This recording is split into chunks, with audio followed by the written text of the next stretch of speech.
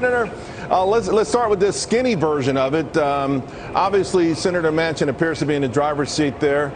Is there anything that he has already listed as something he would be favorable toward that Republicans might also agree to? I don't believe so, Charles. I think however you try and label this, if you slap lipstick on it, it's still a pig. It's still a bloated thing that would exacerbate the inflationary problem, the crisis that we're already seeing in the country. The textbook definition of inflation is too many dollars chasing too few of goods. And so the Democrats talk about spending at one time up to $5 trillion, most of which would be borrowed, and then finance some of it with tax increases, which would also be harmful to inflation. Trying to break it down and pass it in pieces doesn't make it any better. It's still wasteful spending at a time when we really ought to be focused on dealing with the issues that are front and center for the American people, and that is trying to get inflation under control so that the things that they're buying in their daily lives aren't costing so much that they're exceeding the amount of pay increases they may be getting in year to year. No, it's excruciatingly painful. We know that. And yet, though, every time President Biden speaks, he says Build Back Better would actually bring inflation down. What do you say to that? Right, and I have no idea where that's coming from. I mean, like I said, it's economics 101, and the idea that you could flood the zone with more spending, and honestly, Charles, if you think about it, the $2 trillion bill that was passed last March is really, I think, what has fueled the inflationary crisis that we have in this country today, and that was too much spending at the time, and this is just compounding that problem. So it's, they can say what they want, but they're going to have to, it's going to have to be phony math for them to suggest that in any way possible that you can put more dollars out there and have it not add to the inflationary problem. Back in the day, they used to call it voodoo economics. I think that's probably the best way to describe it. Senator, I'd like you to listen to some remarks about inflation, the same topic from New York Democratic Congresswoman Alexandria Ocasio-Cortez, and then I want to get your reaction. Take a listen. Yeah.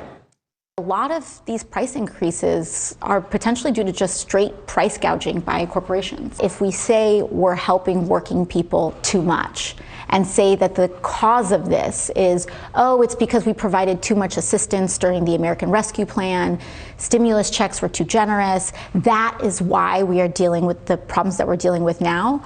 What that's going to result in is a pullback in the assistance that some families need the most right now. So obviously she's countering what you're saying. I would also bring up, though, some of these programs are so extraordinarily wide-ranging. The child tax credit went to households of 400,000. Do you think there was an overreach on the Democrats' part to sort of widen the net of people who were becoming a customer or who gained government assistance? Because it's nonsensical that someone in a household of 400,000 would be getting these kind of checks from the government. Right, and I think that what you heard her articulating is a far left ideology, but my experience here, Charles, is when Democrats get power in Washington, they grow government and they spend money. That's what they do. And this is a perfect example of that. And yes, we doubled the child tax credit, the 2017 tax law. During the pandemic, they took it up to $3,600 if if you got kids under 6 years old, and widened the income bracket so that there are more people eligible for it. Obviously, that flooded the zone, as I said earlier, with a lot of money out there, and all that does is fuels inflation. So, in the end, if you get inflation growing faster than wage increases, then everybody comes out net loser. So her math, her economics breaks down pretty quickly. What about this deflection, pointing a finger at business? Listen, we know after maybe a hurricane, there may be a local gas station or two that will take advantage, but we haven't seen any sort of real evidence of large corporations and massive price gouging. In fact, that's one of the reasons we are embracing capitalism in this country. Yet they are really doubling, tripling, quadrupling down on this. Not just AOC, but President Biden himself. I think it's a dangerous, slippery slope. It is, and when you start bashing businesses, the businesses obviously create jobs in this country, and there are lots of good-paying jobs available right now, and partly because, again, you've got a workforce shortage right now. People are having to pay more for labor, so you're getting people who have better opportunities, to make money in this economy. But to suggest, I guess, that everything falls on business is a fairly typical, it's kind of a throwaway Democrat line. But in the end, it pits you against the very people people that are going to help us grow the economy and create jobs and make the investments that are necessary to raise the standard of living and the quality of life for everybody in this country. And so, you know, I get it. I mean, it's part of their philosophy. But as I said earlier, I've been around here a long time, and what Democrats do is they want to grow government and instead of growing the private economy, and that's just a difference of opinion that we have. Yeah, you could argue that this might be the greatest jobs market in history, and that's why 4.3 million people quit last month and 47 million quit last year. Meanwhile, President Biden meeting with top Republican and Democrats on the Judiciary Committee today. This, of course, for the upcoming Supreme Court vacancy. Now, of the names that are being floated out there, are there any that have gotten your attention, any that you like, or do you just see a really fierce fight ahead?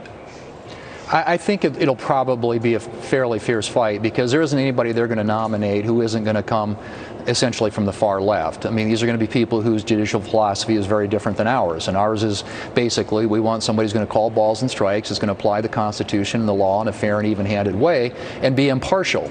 And they believe in legislating and moving their agenda from the bench. And so I suspect that it's going to be very hard to find Republicans. There'll be some, maybe, perhaps, depending on who the nominee is. We don't know that yet. We've heard some names mentioned. And they're people who are, you know, pretty qualified, but they're also very, very liberal. And so, at least for me, it always comes down to judicial philosophy and what I want to see in somebody on the Supreme Court. And I think that's where most of our members will come down. Are you prepared for allegations of racism? I expect that we'll get that. We're getting it on everything else right now. You know, they're trying to manufacture crises like they did with some of the Georgia election laws to create this impression that every Republican is Jim Crow 2.0. And again, it's kind of the worst kind of demagoguery. It's propaganda of the worst kind, but that's what they have been attempting to do on other issues. So I would expect that they'll try and extend that to whatever discussion we have about the Supreme Court. But I can tell you this, Republicans are going to evaluate, give a thorough, fair vetting to whatever nominee they send up here. Will be respectful, unlike the way the Democrats were when Kavanaugh was being processed up here by the Senate. But we're going to look at the temperament, judicial qualifications, and frankly, judicial philosophy. Right. And I think those are the issues going to determine the outcome, where Republicans are, at least with respect to the potential nominee. So the Senate working on a bipartisan Russia sanctions bill. We're told a lot of this would happen after an invasion. Not before. Do you agree with this? Well, I think anything you want to do it preemptively. The whole objective of most of these things is to deter bad behavior. And we had an opportunity. We had a vote a few weeks ago to sanction the Putin pipeline, and the administration lobbied ferociously to keep Democrats in line, and they defeated it. We actually could have done something meaningful on energy, which is something that, of course, is very critical to Russia's economy, and it would have sent a powerful message, I think, to Putin and his allies, and also to our allies in Ukraine. Yeah. Unfortunately, Democrats took it down. So, yeah, thinking that you can wait until he goes in and then all of a sudden we'll pounce, I think misses the point. If you want to deter bad behavior, you take those steps earlier rather than later. We missed a golden opportunity a few weeks back. Senator Thune, I want to thank you for your time. You've been very generous, and it's always fantastic to have these conversations with you. Thank you. Thanks, Charles. Good being with you.